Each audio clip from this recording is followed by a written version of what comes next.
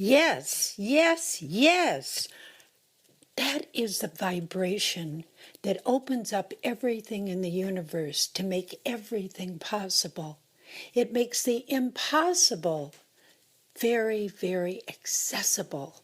It makes all your actions just flow in a way that serves your highest good and releases your complete, unadulterated potential. What is the acronym for yes?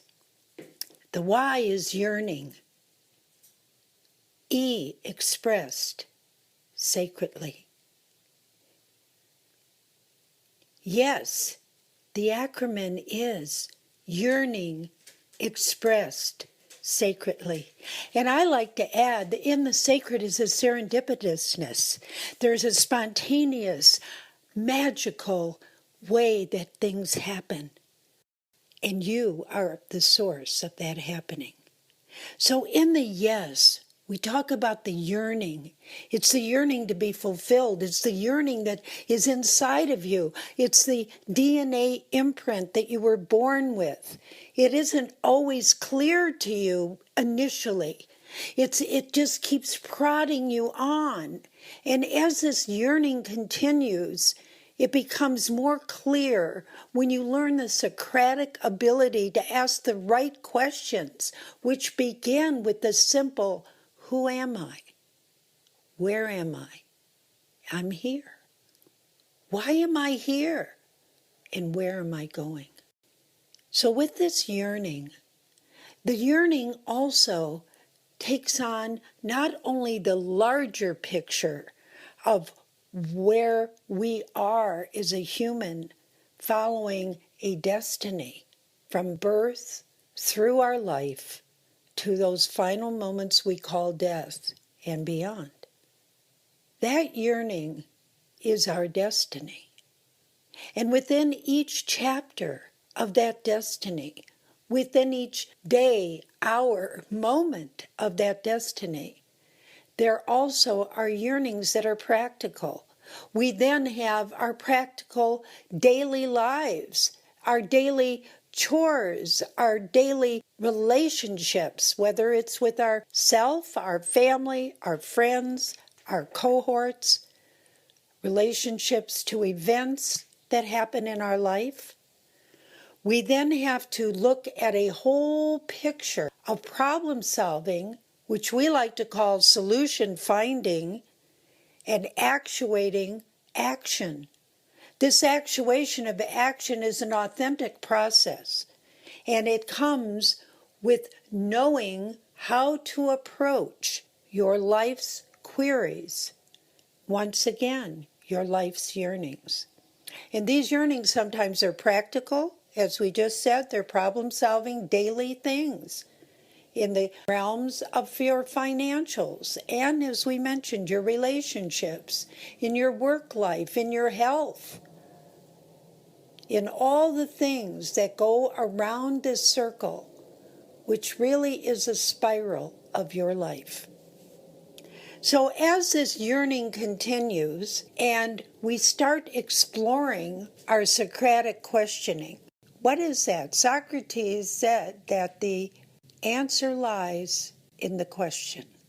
That means that any question to any issue that you may have lies in the question. The answer is there. And with Socratic questioning, we keep asking a question until we get an answer that evolves to another question, another question, and another question. When my yearning is so deep, it might be just for peace of mind at this stage. It might be in order to come to terms with loss, or come to terms with how to truly love, and to start expressing it, to being it. And that is the second stage of our yes process, that we start to express what it is. And that may take some organization. The yes can be an initial yes, an initial I am committed, I have a desire, I am going to fulfill it, I want this, I am in the game, I'm going to show up. That's the initial spark that we get within ourselves. It's the fire in the belly that we hear about. It's the passion that just leads us forward. So, with that said, in this expression of asking these questions, and as we keep asking them from the base of our yearning, we do get to a place where we need a plan. Not a plan that we're going to stick to like glue, but a plan of envisioning, a plan that imagines, a plan that can imagine the impossible, to imagine where others haven't gone, at least where we haven't gone, or to see where someone's gone and to know that could be right for us. So within this framework of envisioning, the imagination becomes our tool. The imagination becomes grace in action.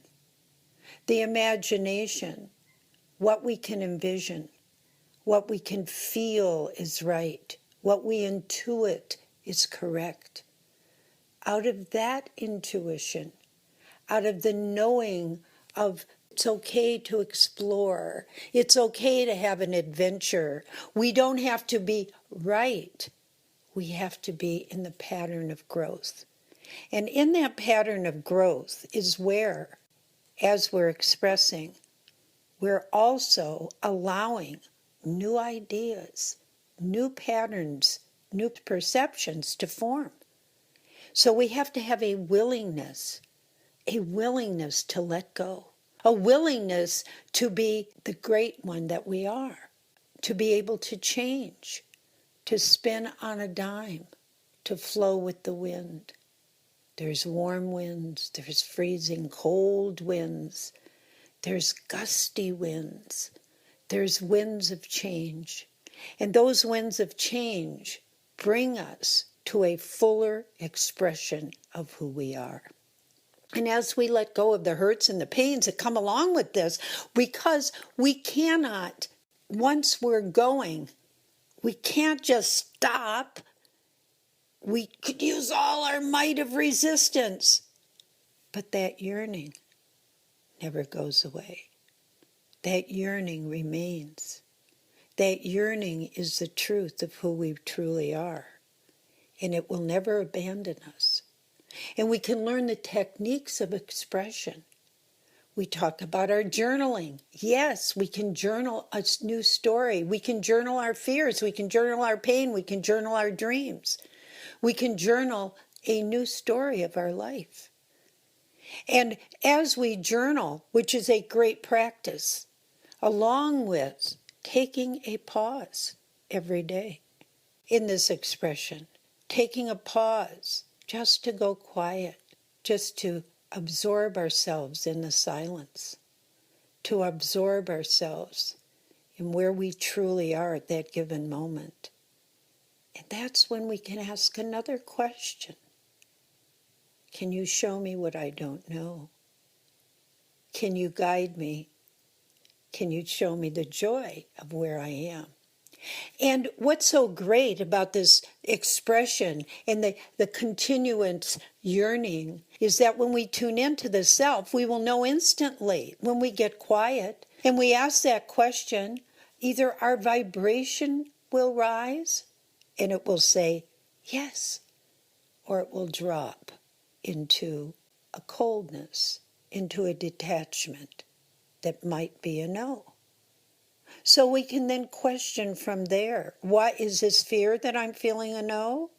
Is this true for me? Am I at a fork in the road? And I need to make a change and go one way or the other. And sometimes it matters not which direction in the fork. If we're kind of indecisive, we can take a pause and not do anything, or we can move into the channels that are opening and see what's before us and go with that. People are often asking me, what do you mean by the word Dharma? What is that? Well, I have to go look it up too. Great masters have said your dharma is what you are born to do, and at any given moment there is something in front of you to handle. That is daily, momentary, again, dharma. Your positive action, your destiny is formed by these actions, by your thoughts. So that becomes part of our expression. In that expressing, we watch our thoughts, we watch our actions, we control the words that we speak, because with that power, whatever we're speaking is a yes. It isn't always a positive yes if we don't realize that. We have to recognize if we berate people all day long, and that's what we feel good doing to make ourselves feel more powerful, we must discern. Is that the highest good for me and all concerned? This discernment is part of your expression. It's very exciting because, there really is not a formula. There is a growth of awareness of yourself. No one, including me, can tell you what to do or should tell you what to do. When it comes down to a final moment of decision, after you have taken responsibility for your life and for any action you perform, then inquiry inside, as we mentioned, is tantamount. But secondly, you can go to higher sources. What I mean higher sources, experts in an area or field of endeavor, or reading enlightening, masterful books, reading about how other people did what it was you want to do. All of this research is part of your expression. Not to just keep blurting, blubbering out continually, but to have discernment in how you're expressing what you do. And that isn't exactly caution. That's wise. Sometimes we're too cautious, and sometimes we don't have enough caution. There's a balance, and that is what we're hoping to achieve. And I say hoping, willing to achieve, yearning to achieve a balance in all the areas of our lives, which include the circle that we talked about earlier. And I have a graph. We have visuals that help you see it. Just the simple compartments of your life. Again, I'll just briefly go over a few of them, which is your relationships, your money, your talent and how you express it in your work, how you're handling your health, your mental, your physical, your spiritual life, what you're offering to the world, you're giving back. These are all categories that really make up a full life. And now, as we were talking about expressing, we were talking about the sacred, which is the final acronym letter. Yes, the S in it. It is sacred. We hold this life sacred. We hold these moments that we're spending together sacred. We value our time. We value the grace that there is a higher power always there to guide us if we tune in. It will never abandon us. Even though in our times, in our greatest sorrow, in our greatest loss, in our darkest moments, that light is there. And out of that darkness, we don't run, we go through it now. Because we know that everything that we're learning and growing is a sacred journey. We don't say, I'm going to eliminate all pain from my life.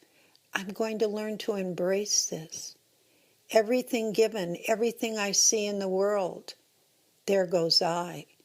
I shall embrace it. I shall not be in fear, because fear only stops me from loving and appreciating, having gratitude and forgiveness for all that is going on in my life, in your life, when you show up. And so that showing up for me is where I say life is an improv, because it's serendipitous. It's fabulous. It's filled with surprise and improbabilities and synchronicities and events that appear just magically, where you can dance your sacred purpose, where you are dancing with life and singing to the rafters the joy of yes. So this is just a taste of our yes vibration that we explore in Life is an Improv, that we explore in this very special segment that we are doing together, living the yes vibration as it lives you. And so take a moment. If you're driving your car, I suggest you don't do this, but raise your right arm to the heavens and say yes. Raise your left arm to the heavens and say yes. And if you look at your arms to the tip of the heavens and you scan down, you're a big Y right now.